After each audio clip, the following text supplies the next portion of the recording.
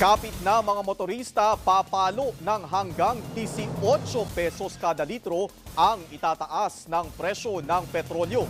Kaya naman para kay Senator Sherwin Gatchalian, dumaranas na umano ng oil crisis ang bansa. Pero agad itong kinontra ng Malacanang. Nagpapatrol, Alison Co. Matumal ang pasada ngayong Sabado ng 28 anyos na motorcycle taxi rider na si Mirasol Riñon. Tingin niya mas maraming lumipat sa pagsakay ng jeep para mas tipid sa pamasahe.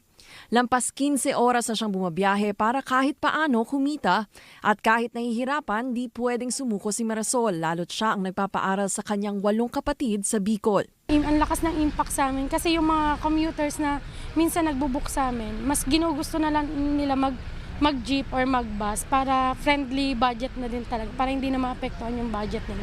Kaso kawawa kami mga rider. Ang TNVS driver na si Ariel Escalon magdamag ng bumiyahe para lang may mauwi sa kanyang pamilya lalo na't may bago silang sanggol.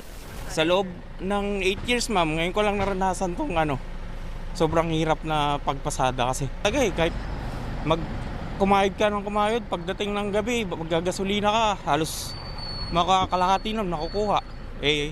Maintenance pa, tapos monthly lang sasakyan mo. Talagang kahit operator ka ngayon, wala talagang makukuha, wala talagang sobra. Mabigat din ang sitwasyon ng pinsan niyang si Edward Escalon. Kailangan niyang mag-boundary sa operator, bukod pa sa company commission na umaabot sa 10 hanggang 20%. Dalawang college ko, isang senior high. Ngayon, yung pangalawa ko tumigil, gawa nga ng ganyan. Wala na maibayad sa tuition. Papalo sa 16 hanggang 18 pesos ang estimate na dagdag presyo kada litro sa diesel, 9 hanggang 11 pesos kada litro sa gasolina at 15 hanggang 18 pesos naman sa kerosene. Dahil sa sitwasyon ng bansa, itinuturing na ni Senator Sherwin Gatchalian na dumadanas na ng oil crisis ang bansa. Ako masasabi ko oil crisis to dahil ang tagal na no? Hindi lang binibilang ko ito ay pang 22nd day na, no? So at itong ad hoc committee na itong problema na ito ay multifaceted dahil nga humahaba ito, nagiging mas mahaba yung kumakalat yung problema at dapat ang gobyerno manguna sa belt tightening.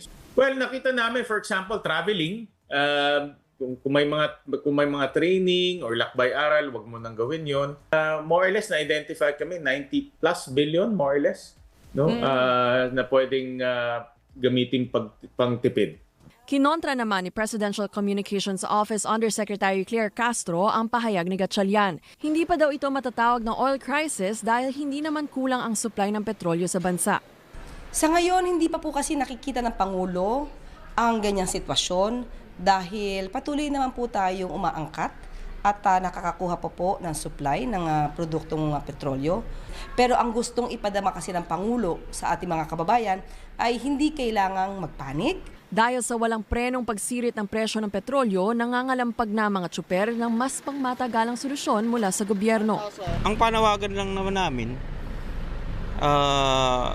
yung kahit hindi ayuda ang ibigay, sana yung pangmatagalan na solusyon ba? Hindi yung, kasi araw-araw kami, yung ayuda, mga 3 days, 5 days.